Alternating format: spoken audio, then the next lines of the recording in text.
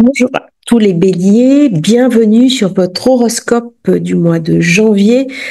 Nous avons eu la nouvelle lune, la dernière, juste avant le 31.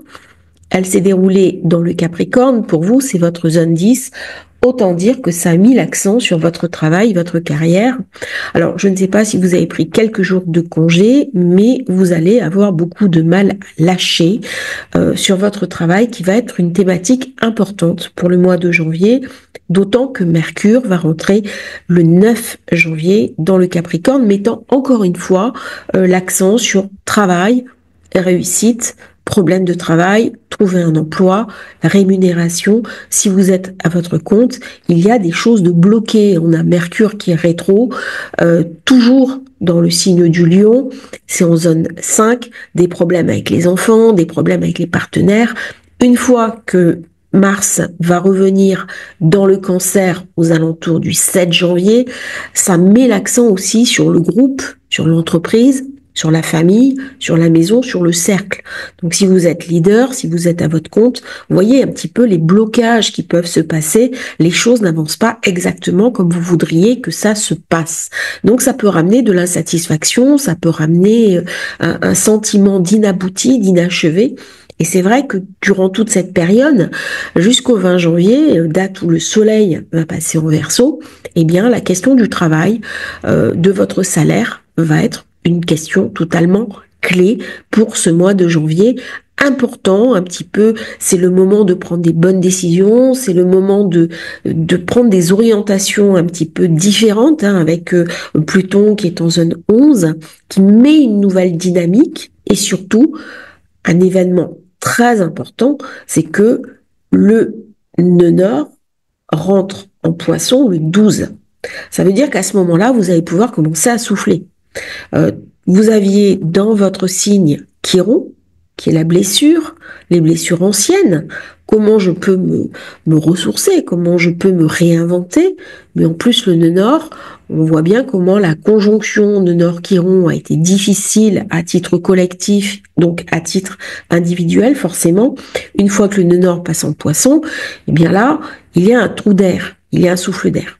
Par contre, ça va raffirmer cette zone 12 qui est la zone de l'inconscient. Alors c'est très bien pour amener de la compassion, de l'intuition. Il est possible dans cette période qu'on retrouve des dons.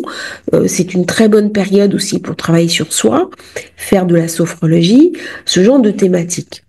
Nous avons Vénus qui rentre elle aussi le 4 janvier en Poisson. Donc on va avoir un très gros amas dans ce qu'on nomme la zone d'ombre, c'est-à-dire tout ce qui me hante. Ça peut être une période idéale pour avoir accès à des informations que l'on n'a pas, avoir accès à des secrets de famille, mettre en place des choses, venir éclairer des secrets. Si vous avez des personnes qui vous ont menti, qui ont triché avec vous, qui vous ont manipulé, là vous allez le voir. La pleine lune du 13 janvier se fera lune conjointe à Mars. Autant dire que pour vous, ça va amener dans la zone 4 des nouvelles orientations familiales, des tensions aussi, peut-être avec une femme, une épouse, une mère, la nécessité de revoir un petit peu ses principes. Il est possible qu'il y ait des déménagements dans cette période, qu'il y ait des rénovations et des décisions à prendre au niveau du logement ou au niveau de l'entreprise. Ça va être une période qui va être assez intense, qui va être chargée pour vous bélier, parce que justement, il y a ce nœud nord qui passe dans le signe du Poisson, qui va amener quelque chose de vraiment nouveau, une nouvelle impulsion. Vénus, comme je l'ai dit, elle est dans la zone 4, dans la zone d'ombre, avec Saturne, avec Neptune, avec le nœud.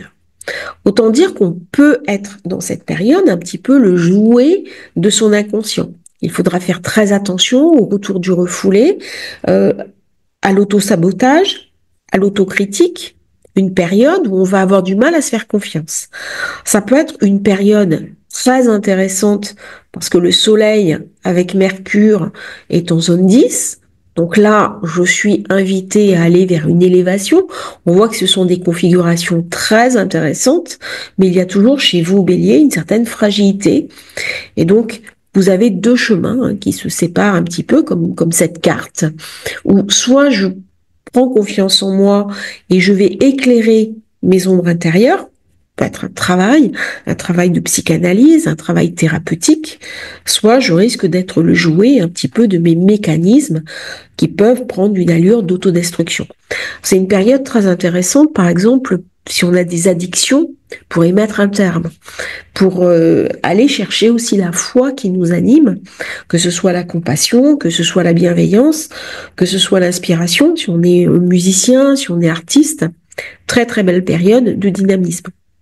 Si on est impliqué dans le monde économique, si on est un leader, si on est un décideur, très intéressant par Lune Mars qui ramène beaucoup de dynamisme et beaucoup d'innovation.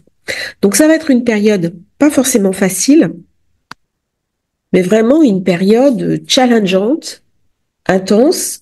Une fois que le soleil, à la fin du mois, sera passé dans le Verseau, eh bien, ça va mettre l'accent, bien sûr, sur les collaborateurs, sur les nouveaux projets, sur les nouvelles projections. Donc là, ça va être intéressant à la fin du mois de faire un bilan professionnel. Qu'est-ce que vous voulez faire en 2025 au niveau de vos choix de vie, au niveau de vos nouvelles orientations? Mais là, il y a vraiment du renouveau qui va arriver. Pour l'instant, ça se prépare parce que Mars est rétro. Du moment où il repassera direct, eh bien, il y a un souffle nouveau qui va se mettre en place, qui va se mettre en ligne. Dans ces configurations-là, il peut y avoir aussi des soucis avec les enfants. On n'a pas de temps pour eux. Ou alors les enfants sont très turbulents, on n'arrive pas à les gérer. Donc ça, c'est un petit peu les thématiques, le professionnel, l'inconscient, le risque de culpabilité, de culpabilisation, les autres qui nous culpabilisent parce qu'on travaille beaucoup, donc on n'est pas présent, et puis le côté familial à devoir rééquilibrer. Je vous remercie Bélier d'avoir suivi cet horoscope. N'oubliez pas de vous abonner à la chaîne. Et si vous souhaitez commander votre thème de naissance, votre révolution solaire, le lien dans la description.